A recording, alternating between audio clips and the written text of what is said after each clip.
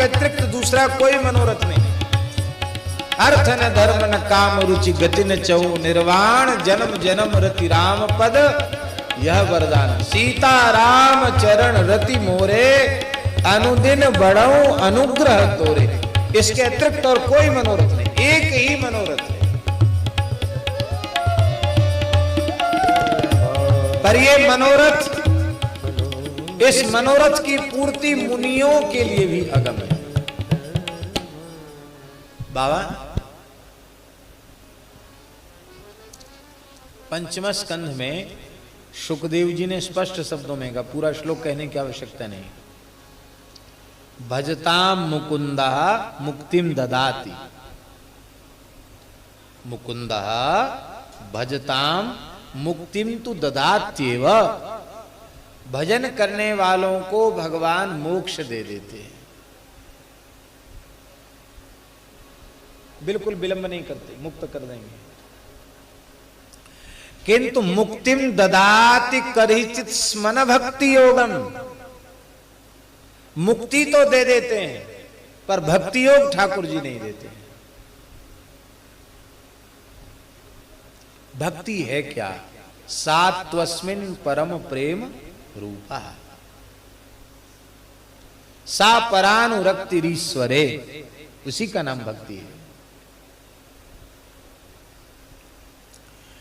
मुक्ति देने में शीघ्रता क्यों करते हैं, भक्ति क्यों नहीं देते हैं?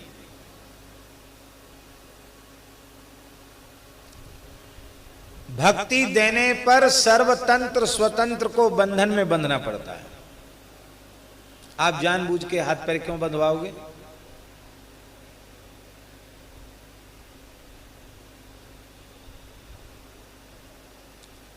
भक्ति देकर फिर ठाकुर जी को बंधना पड़ता है। इसलिए मुक्ति देने में विलंब नहीं करते। मुक्ति तो असुरों को भी देते, अघासुर बकासुर पूतना सक्टासुर, बता कौन को मुक्ति नहीं दी ठाकुर जी ने? सबको मुक्ति दी। झरा भंडारा है मुक्ति का, और भक्ति नहीं देते हैं। पुरुषार्थ चतुष्टय का लोभ जो भीतर से त्याग देता है, वो भगवत प्रेम की प्राप्ति का अधिकारी बनता है।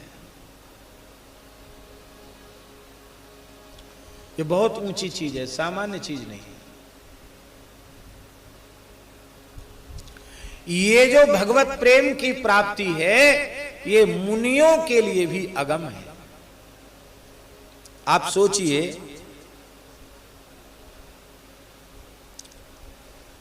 दुर्वासा जी कितने समर्थ महात्मा हैं। शिव पुराण के अनुसार दुर्वासा जी भगवान शिव के अवतार हैं। शिव जी के 88 अवतारों का वर्णन है शिव पुराण में। कितने अवतार? 88 अवतार। उन 88 अवतारों में दुर्वासा जी शिव जी का अवतार है। अवतार का प्रयोजन क्या है? विलुप्त योग मार्ग का पुनഃस्थापन। ऊर्ध्वरेता ब्रह्मचारी हैं, बाल ब्रह्मचारी हैं।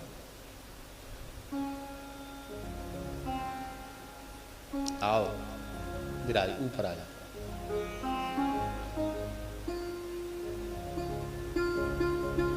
नहीं नहीं, यहां यहां यहां इधर।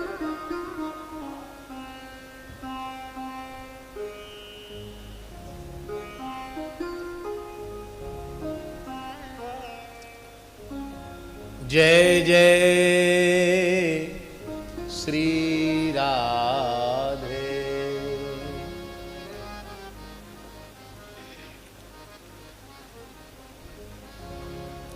चलो एक कथा सुना देते।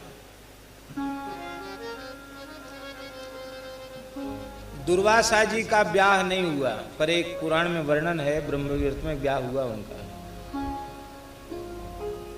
पुराण में लिखा है दुर्वासा जी का विवाह हो गया। आप लोग कहें ब्याह के बाद रुद्रतर ब्रह्मचारी कैसे रह गए? ब्याह तो हुआ, पर जिससे परिणय किया उसी को भस्म कर दिया।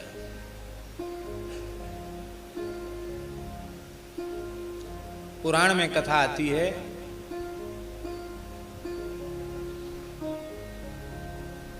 ब्रह्मवैवर्त में आई ना कथा, जब पाठ कर रहे थे तब सुनाया था। दुर्वासा जी तपस्या कर रहे थे, वहीं एक गंधर्व आकर के एक अप्सरा से समागम करने लग गया और उसके आभूषणों की ध्वनि सुनकर उनकी समाधि भंग हुई और उन्होंने उस दृश्य को देखा तो उसको शाप भी दे दिया राक्षस होने का। पर वो जो दूषित दृश्य उनकी आंखों में आ गया था, उस दृश्य का ऐसा प्रभाव हुआ कि उनके भीतर इच्छा जागृत हो गई, मैं विवाह करूं। और भैया दुर्वासा है, कौन अपनी बेटी दे। एक ऋषि की कन्या थी, वो अत्यंत रूपवती, शीलवती, गुणवती थी, बहुत अच्छी थी और अनेक दिव्य गुण थे उसमें। पर उस कन्या में भी एक दोष था। उसमें दोष ये था कि विदुषी थी, बहुत गुण थे, बहुत कलाएं थी उसमें, बहुत सुंदरी थी, पर बोलती बहुत कड़ुआ थी। बोलती तो बहुत कड़ुआ बोलती थी, कटु भाषणी थी वो।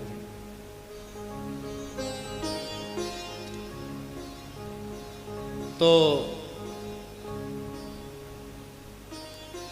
अब कटु भाषणी से ब्याह कौन करे। दुर्वासा जी बोले चलो हमें तो पसंद है, तो ठीक है होने दो ब्याह। पर महाराज हमारी बेटी कड़ुआ बोलती है। बोले हमको तो गुस्सा बहुत आता है, हमसे तो हम किसी की सुन ही नहीं सकते, और ये तो बहुत बोलती कड़ुआ।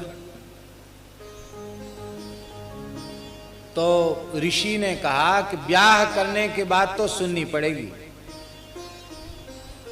आप भले ही नहीं सुनते किसी की, तो सुन लो ये बात, जिसका ब्याह ना हुआ वो जरूर सुन ले।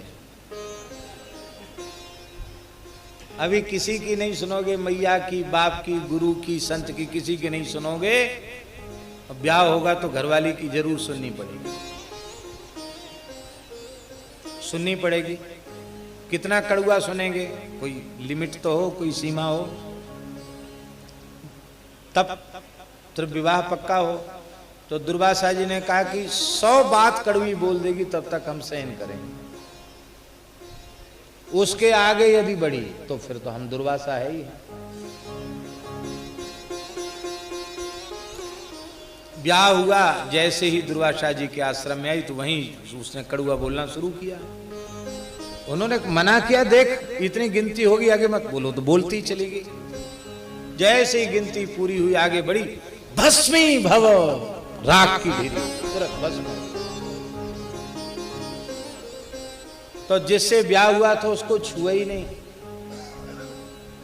महान ऊर्ध्वरेता ब्रह्मचारी तपस्वी ऋषि, उसकी जीवात्मा बोली उस कन्या की कि मेरे पिताजी ने तो पहले ही कह दिया था, आपको पाप लगा स्त्री हत्या का, ये तो ठीक नहीं, आपने हमको भस्म कर दिया। हमारे पिताजी ने पहले ही कह दिया था, ब्याह के पहले कह दिया था, भाई ये कमी है हमारी बेटी में, गलती की आपने। उनके पिता भी आ गए, बोले हमारी बेटी इसलिए तुमने दी थी कि बताओ, आज ही ब्याह हुआ, आज ही भस्म कर दिया तुमने। अरे तुम्हें पसंद नहीं थी, हमारे घर में रहती, कम से कम हमारी बेटी थी, हमको कोई भार थोड़ी थी।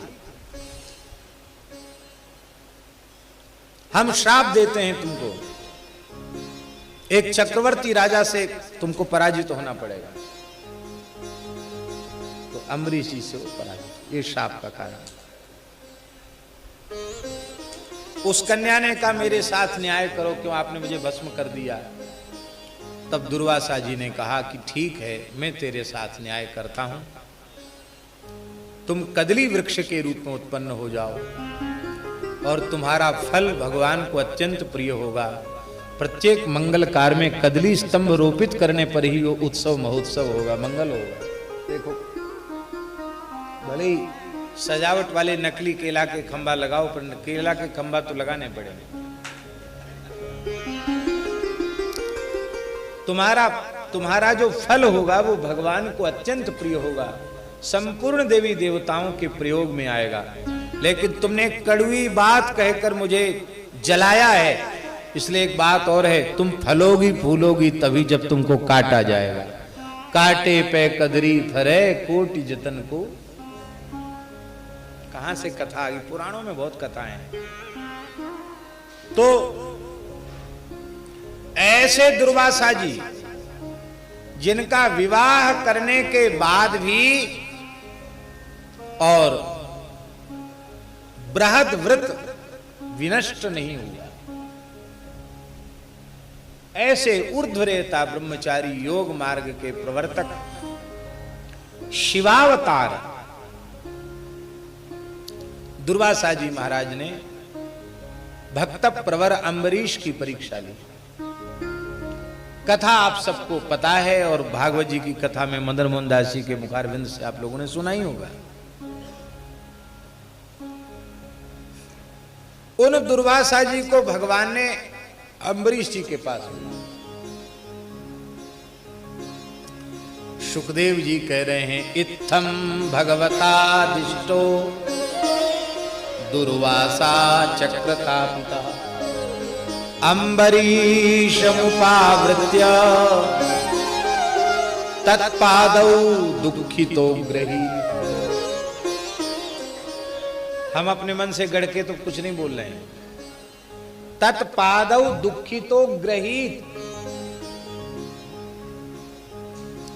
भगवान की आज्ञा से चक्र तापित दुर्वासा महर्षि राजर्षि भक्त प्रवर अम्बरीश जी के पास आए और तत्पादौ उनके चरण कमलों को दुखित हो करके, अग्रहित माने पकड़ लिया।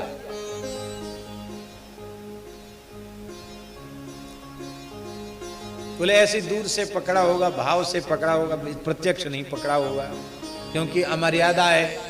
एक ऊर्ध्वरेता ब्रह्मचारी महान योगी, महान विरक्त, महान तपस्वी एक क्षत्रिय के, राजा के, गृहस्थ के पैर पकड़े, ये तो बिल्कुल उल्टी बात होगी, शास्त्र विरुद्ध बात होगी। इसलिए भाव से पकड़ लिया होगा, वैसे नहीं पकड़ा होगा। बोले नहीं, आगे लिख रहे हैं सुखदेव जी, तस्य सोद्यमनम वीक्ष्य पादस्पर्श विलज्जिता, उनके पैर पकड़ लेने से उनको बड़ी भारी लज्जा हुई और वे पीछे हट गए। प्रभु, मैं क्षत्रिय हूं, गृहस्थ हूं, राजा हूं, आप विरक्त हैं, महात्मा हैं, ब्रह्मचारी हैं, योगी राज हैं, परम तपस्वी हैं, ब्रह्मर्षि हैं,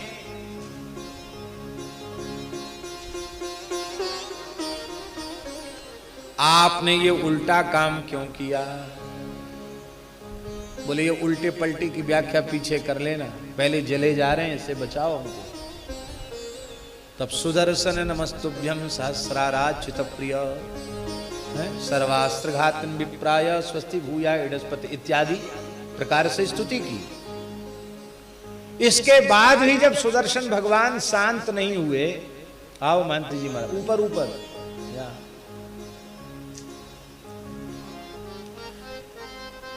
श्री महंत हैं, हाँ, और ये भी बहुत अच्छे महात्मा हैं विराज।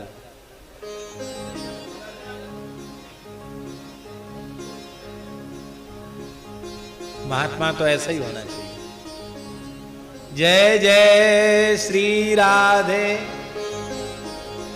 तस्य सोद्यमनम वीक्ष्य पादस्पर्श विलज्जिता। हाँ, जब सुदर्शन चक्र भगवान शांत नहीं हुए प्रार्थना करने पर भी, तब अम्बरीश जी ने क्या कहा? यदि नो भगवान प्रीत एकः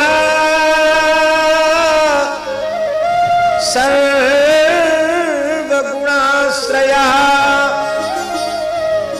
सर्वभूतात्म भावेन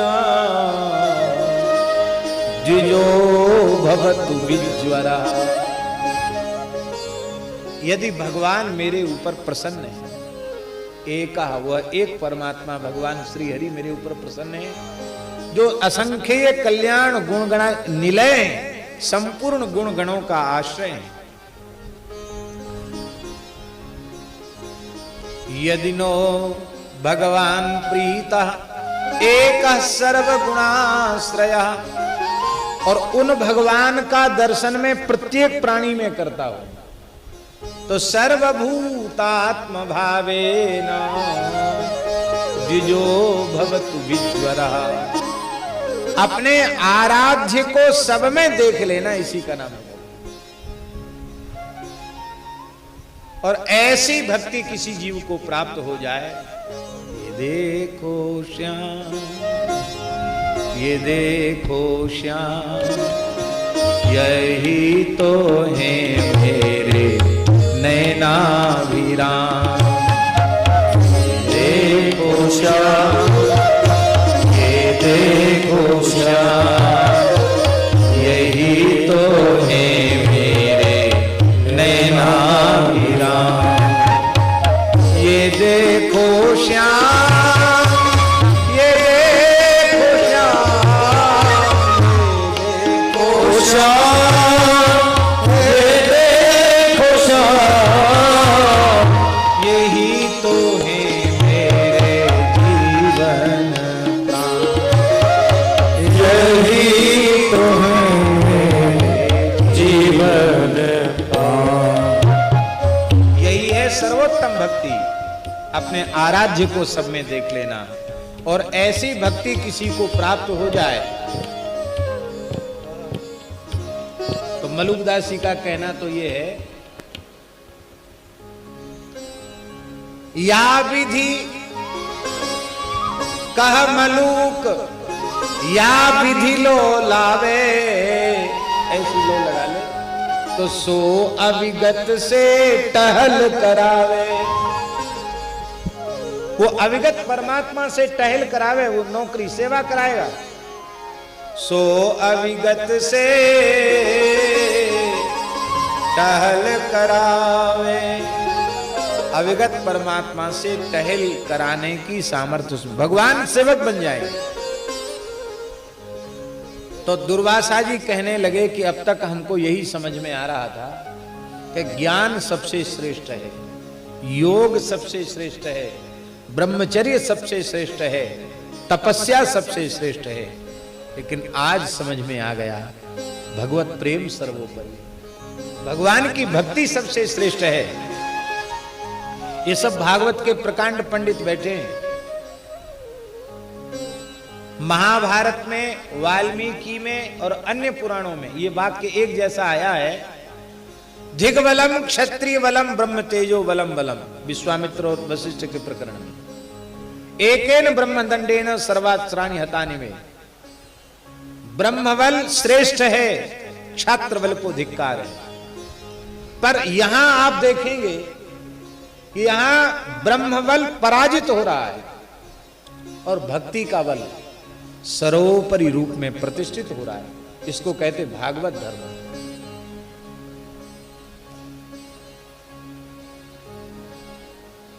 जिस ब्रह्मत्व के आगे अजित भगवान पराजित हो जाते हैं, वो ब्रह्मत्व भक्ति के आगे पराजित हो गया। ऐसी भक्ति कोई खेत की मूली है, ठाकुर जी उखाड़ के दे देंगे? मुक्ति देते हैं, भक्ति नहीं देते हैं। वो भक्ति मुनियों के लिए दुर्लभ है। यही बात कहते हैं कि वही मनोरथ हर जीव को करना चाहिए कि ऐसी प्रेम लक्षण रसरूपा रागानुगा भक्ति हमें प्राप्त हो। इस मनोरथ की पूर्ति के बाद फिर कोई मनोरथ ही नहीं रह जाएगा, सब काम पूरा।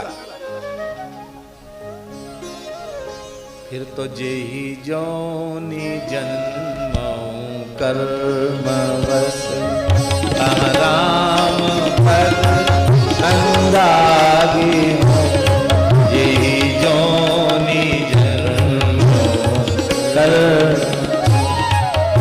फिर तो भवे भवे यथा भक्ति, भवे भवे मने जन्मनि जन्मनि, यथा भक्ति पादयोस्तव जायते, तथा कुरुस्व देवेश नाथस्त्वं नो।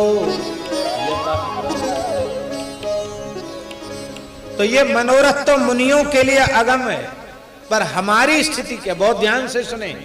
यदि हम आप सब भगवान की भक्ति प्राप्त करना चाहते हैं तो अपने मन को निष्पाप बनाना पड़ेगा।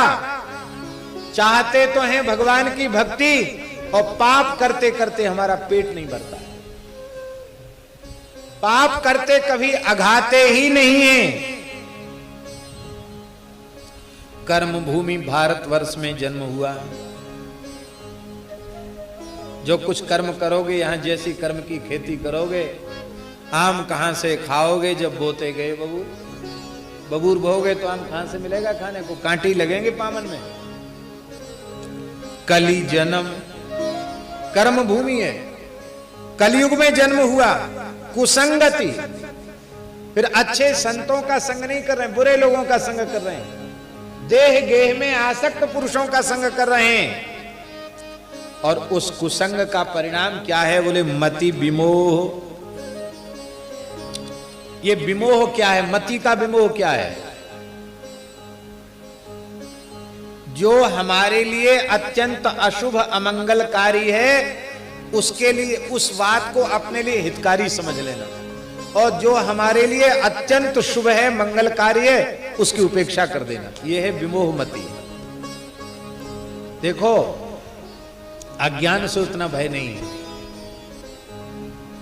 अज्ञान से उतना भय नहीं है, क्योंकि किसी ज्ञानवान विवेकवान महापुरुष के संग से वो अज्ञान निवृत्त हो जाएगा। अज्ञानेना वृतम ज्ञानम तेन मुह्यन्ति जन्तवः। अज्ञान का आवरण हटा देंगे वे महापुरुष। पर हमने अपने अज्ञान को ज्ञान मान रखा है, ये बहुत बुरी चीज है तो हमारा अज्ञान, पर हमने अपने अज्ञान को भीतर से पक्का कर रखा। यही ज्ञान है, यही अच्छी बात, यही सही बात है। तो इस बुद्धि का दुष्परिणाम क्या है? करत कुजोग कोटि, सुजोग नहीं, कुजोग, अनेक दुर्योग, उनसे हम जुड़ जाते हैं। फिर परमार्थ पथ से वंचित हो जाते हैं। और ज्यों-ज्यों परमार्थ से दूर होते चले जाते हैं, उतना अधिक हमारे जीवन में दुख, क्लेश और अशांति बढ़ती चली जाती है। तब जो भगवत प्रेम की प्राप्ति, वही दुर्लभ मनोरथ है जो मुनियों के लिए भी अगम है। इसलिए महाराज जी, दुर्वासा जी ने कहा, वो बात हम कहना भूल गए प्रवाह में, दुर्वासा जी ने कहा, अहो अनंत दासानाम महत्वम दृष्ट मध्य में कृतागसोपि यदराजन मंगलानि समय से। आज महापुरुष अनंत भगवान के अनंत दासानाम, इनका नाम आ गया भागवत जी में। अहो अनंत दासानाम महत्वम दृष्ट मध्य में, अनंत दास की महिमा आज हमें समझ में आ गई। हमारे जैसे अपराध चिंतन करने वाले व्यक्ति, बिना अपराध के कोप करने वाले व्यक्ति का भी मंगल का चिंतन आप जैसे संत कर रहे हैं।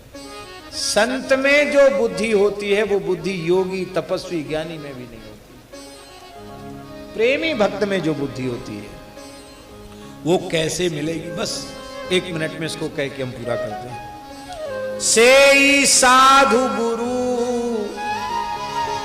इस मनोरथ की पूर्ति के लिए साधु सेवा करो, साधु सेवा करो, संतों की सेवा करो। कहते संत सेवा कैसे करें? टकसार पूछेंगे तब रोटी खिलाएंगे, हो गई संत सेवा। तब मानस जी को पढ़ेंगे कि संतों के क्या लक्षण हैं, गीता जी को 12वां अध्याय पढ़ेंगे, और जगह कई जगह संत लक्षण है, भागवत जी में पढ़ेंगे, तितिक्षवा कारुणिका, एकादश में संत लक्षण पढ़ेंगे। और वो सब लक्षण जिसमें घट जाएंगे उसको 2 रोटी खिलाएंगे, बाकी कहेंगे खड़िया पलटने जाओ। यदि ऐसे आपने साधु सेवा करने की सोची तो आपका पतन हो जाएगा। आपको साधु सेवा के नाम पर अपराध लगेगा।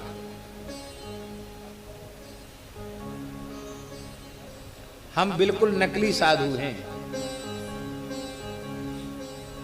भगवान के सामने बोल रहे हैं, संतों के बीच में बोल रहे हैं। हम असली साधु नहीं, हम नकली साधु हैं। केवल साधु की नकल है हमारी, हम साधु नहीं बन पाए, लाइन में लगे साधु बनने की। इनकी कृपा से, गुरुजनों की कृपा से बन जाएं। लेकिन हमें तो पद चाहिए, हमें प्रतिष्ठा चाहिए, हमें ऐश्वर्य चाहिए, हमें कीर्ति चाहिए।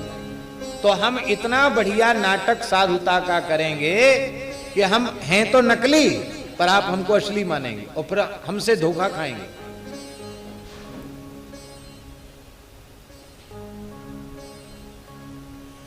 परीक्षा करके सेवा करोगे तो नकली तो असली सिद्ध हो जाएंगे, और असली ऐसा नाटक करेंगे कि आप उनको महात्मा समझेंगे नहीं।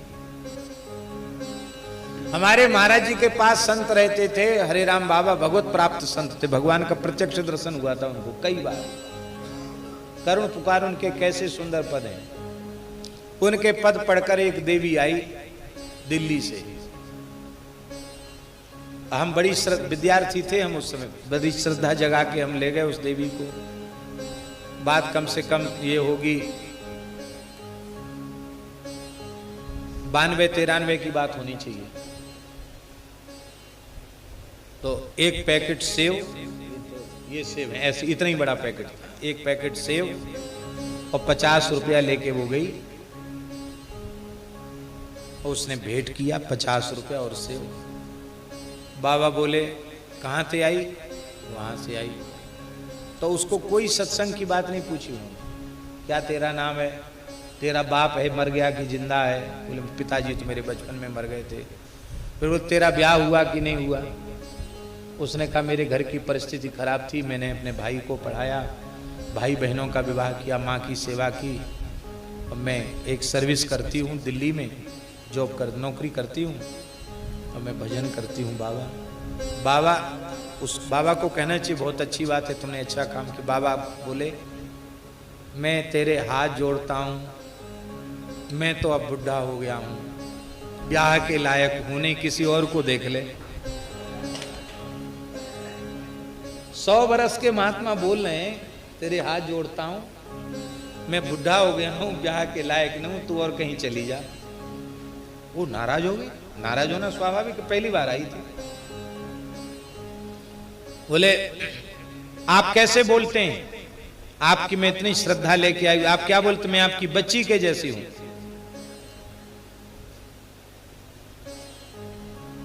आप साधु हैं? उसने कहा, नाराज हो गया, आप साधु हैं?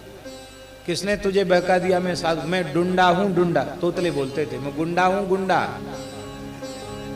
ले ले ले जा, वापस ले जा। उसके फल वापस कर दिए, भेंट वापस कर दी, वो लेके चली भी गई, नाराज होके चली गई। हमने कहा बाबा जैसे तैसे तो भक्तानी चिता के लाए, हम लोगों को, हम फल खाने को तरस जाते हैं, दक्षिणा आप रखते नहीं, दक्षिणा हम लोगों को ही मिलती 50 रुपया कम से। उस समय महाराज जी 1 रुपया 2 रुपये दक्षिणा मिलती थी, 50 रुपये बहुत होता था। पंगत में 1 रुपये 2 रुपये दक्षिणा मिलती थी, 50 रुपये तो बहुत होता। बाबा बोले बच्चा काले मूड की माया से भगवान बचा गए। हमने कहा बाबा दोबारा आ गई तो? बोले अब की बार गाली दूंगा। हमने कहा तीसरी बार आ गई तो डंडा मारूंगा। फिर हम तो मुंह लगे थे, हमने कि बाबा मान लो डंडा खा के भी आ गई तब क्या करेंगे? इतना सुनते ही बाबा रोने लग गए। बोले इतनी श्रद्धा लेके आएगी तो कन्हैया कैसे मिलता है वो बात मैं उसको बताऊंगा। ऐसे होते हैं साधु, सदा रहे अपन को बुरा, सदा रहे अपन को बुरा, सब विधि कुशल देश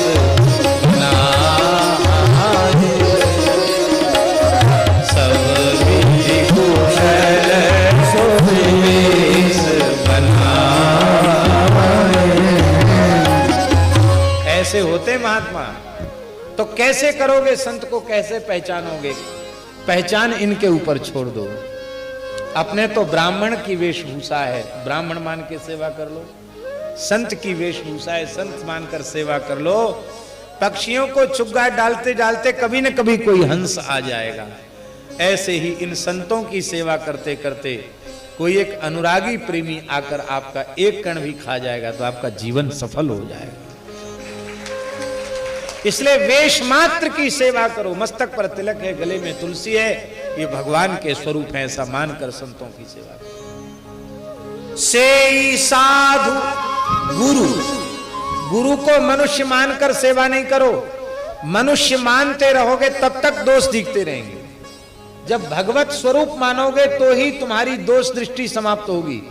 दोष दृष्टि समाप्त होगी तो ही गुरु तत्व से लाभ होगा, नहीं तो कोई लाभ नहीं होगा, कोई लाभ नहीं होगा, अपराध होंगे, हानि होगी। इसलिए सेई साधु गुरु, संतों की गुरुजनों की सेवा करो, तब ये मनोरथ की पूर्ति होगी। बोले सेवा में प्रवृत्ति कैसे होगी?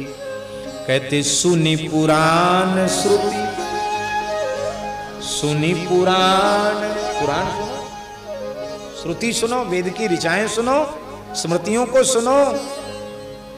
क्या होगा? बोले बूझो राग बाजी ताती, बूझो राग बाजी ताती। अच्छे जो गवैया होते हैं ना, संगीत के ज्ञाता, वो तांत बजते ही पता चल जाता उनको कि अब कौन सा राग गवैया गाने वाला है। उसके स्वर छेड़ते ही उसको पता चल जाता क्या गाएगा। बाजी तांत राग पहचानो। इसलिए भैया इस अनुराग के राग को पहचानो। ये संत गुरुजन वेदादि शास्त्र, गीता, भागवत, रामायण में जो तांत बज रही है उसका राग पहचानो। राग पहचान करके उस सच्चे मार्ग पर लग जाओ और सर्वथा कुसंग का त्याग करो, जिसको कहते दुस्संगस्तु सर्वथा त्याज्यः। बोले भगवान का स्वभाव कैसा है? तुलसी प्रभु स्वभाव सुर तरु सो। तुलसीदास जी कहते हैं भगवान का स्वभाव कल्प वृक्ष के जैसा है। ज्यों दर्पण मुख कांति, आप दर्पण के सामने खड़े हुए और दर्पण के सामने मुस्कुराए तो उसमें छवि भी मुस्कुराएगी, और उसमें आप ऐसा मुंह बना दिया तो उसमें भी ऐसा बन जाएगा। आपने उसमें ऐसी जीव निकाल दी तो उसमें भी जीव निकल जाएगी। निकल जाएगी कि नहीं निकल जाएगी? इसका मतलब है आप ठाकुर जी के सामने जाकर जो भाव करोगे उसी की पूर्ति होगी। ये महानुभाव विराजे हैं सब भागवत के उपासक। महाराज जी, रत्नमाला ने भगवान को, बामन भगवान को देखकर वात्सल्य भाव से दूध पिलाने की इच्छा की, उसका फल हुआ, उसे माता की गति मिली। जहर पिला के मारने का बुरा संकल्प हुआ, उसका परिणाम हुआ पूतना देह की प्राप्ति। इसलिए अपने मन में कुभाव, कुमनोरथ मन मत आने दो, सदा अच्छा सोचो, और अच्छी सोच संत सदगुरु की सेवा से और सत्संग से मिलेगी, तब उस मनोरथ की पूर्ति होगी।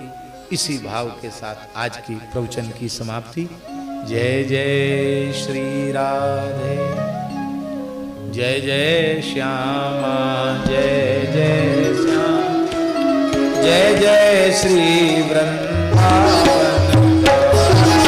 जय जय श्यामा, जय श्याम, जय जय श्री वृंदावन, जय जय श्यामा, जय जय श्याम, जय जय श्री वृंदावन, जय जय श्याम।